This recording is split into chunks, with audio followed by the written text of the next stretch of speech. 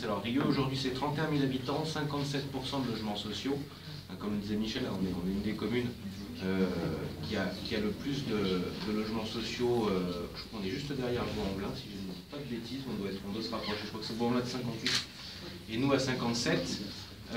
31 000 habitants, à la fin de ce mandat, on flirtera avec la barre des 35 000, puisqu'en fait, la stratégie qu'on a, le but c'est en tout cas depuis 2 ans et demi, c'est une vision qu'on partage avec la métropole, c'est qu'il y a 2 solutions. Soit on s'inscrit dans le dynamisme de la métropole qui va gagner 150 000 habitants d'ici une quinzaine d'années, à peu près, et on profite de ça pour justement développer la commune, la rénover.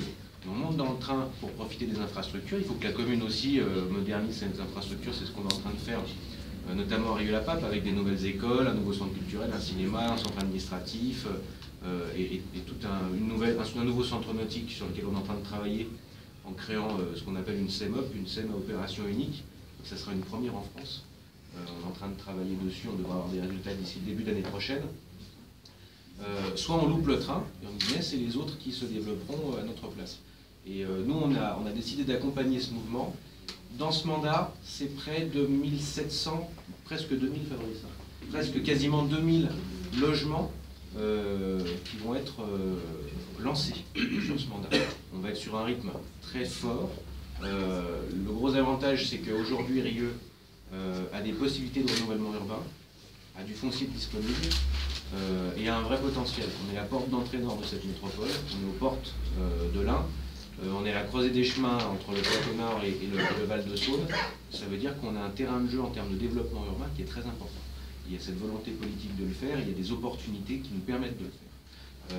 Et le but, bien sûr, c'est de créer de la mixité de logement. Ça a été très bien réussi dans un grand nombre de quartiers de la métropole. Aujourd'hui, je pense qu'il est temps aussi que Rieux prenne un petit peu le train de ce développement. Le but, c'est premièrement de faire tomber le taux de logements sociaux pour arriver à une vraie mixité. Justement, on a la ville nouvelle, par exemple, c'est 18 000 habitants sur les 31 000, c'est près de 80% de logements sociaux, et en termes d'habitants, c'est le 8e plus gros QPV, quartier politique de la ville, c'est le 8e plus gros QPV, non pas de la métropole, mais de France. C'est se rendre compte de l'ampleur de la tâche. On a deux quartiers 100% logements sociaux dans cette ville nouvelle, le quartier de la Velette, où on a une opération qui est également en cours avec 2 tours qui vont être démolies le 23 février prochain, 2 tours de 14 étages, plus une opération de 480 logements en mixité sociale, 25% sociale, 75% accession, qui va être inclus dans ce quartier 100% logement social à l'heure actuelle. On a ensuite le quartier des Alaniers, Michel Lefaou en a dit un mot tout à l'heure, qui est aussi un quartier 100% logement social, qui est le plus gros sous-quartier de la ville nouvelle, qui est un des quartiers les plus dégradés et surtout l'un des plus pauvres de la métropole. On est à 8 500 € de revenus médians nets et par habitant. Voilà, annuel. Sinon, on va tous habiter tout de suite. Et pour vous dire que là, on a lancé des opérations urgentes lors du comité de pilotage, le comité d'engagement de l'ANRU, auquel on était présent avec Michel Lefaou et un certain nombre d'acteurs et de Rieux et de la métropole, et le préfet Anglebert. On a réussi à obtenir un certain nombre de démolitions aux Alaniers, donc les relogements sont en cours, et c'est la première fois qu'on va démolir aux Alaniers dans un quartier qui n'a pas été rénové depuis sa création dans les années 60. C'est pour vous dire l'ampleur de la tâche. Et on sait que là-dessus, on se partage un diagnostic avec la métropole qui est essentiel pour la ville de Rieux, c'est qu'il est temps que Rieux-la-Pape maintenant prenne le train du renouvellement urbain, et on peut en faire une très belle vitrine de la rénovation. On a tous les atouts pour cela.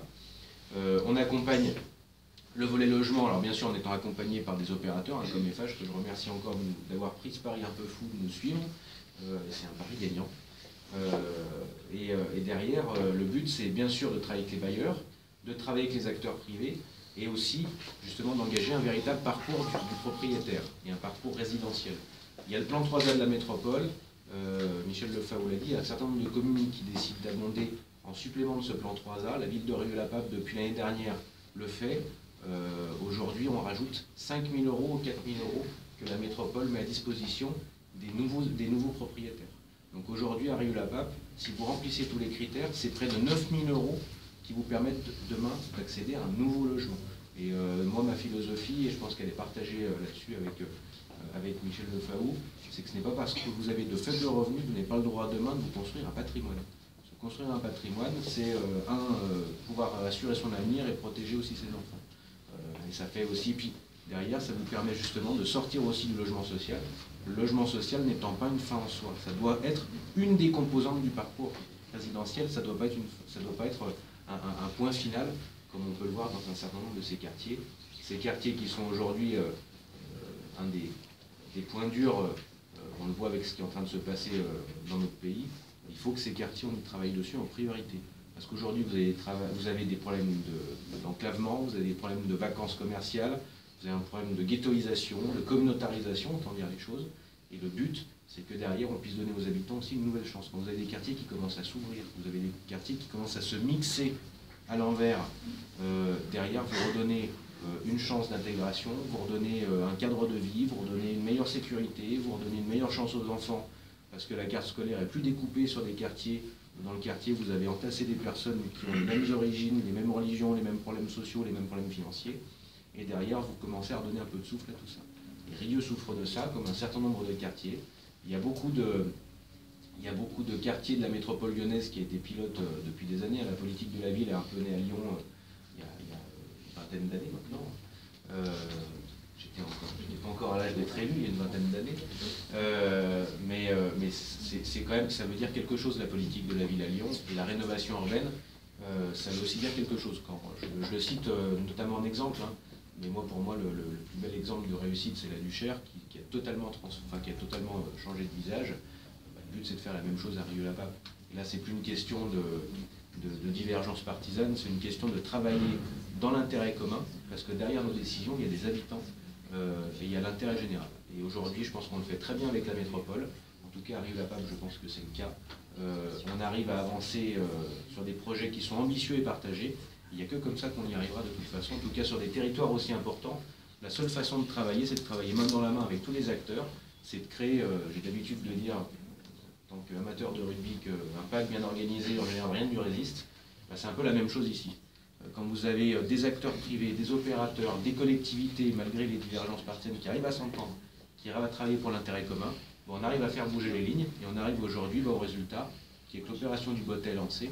Alors qu'il y a 2 ans et demi, si on nous avait dit qu'en 2 ans on arriverait à mettre la première pierre, je ne suis pas convaincu qu'il y ait beaucoup de monde qui nous aurait cru. À l'époque, il y en a qui nous prenaient pour un peu des doudingues. Aujourd'hui, on est passé de la parole aux actes, et c'est un peu toute l'essence même de l'action politique. C'est transformer le discours en acte de construction. Ça a été le cas dans de nombreux quartiers, encore une fois, et aujourd'hui c'est le tour de Rieux-la-Pape.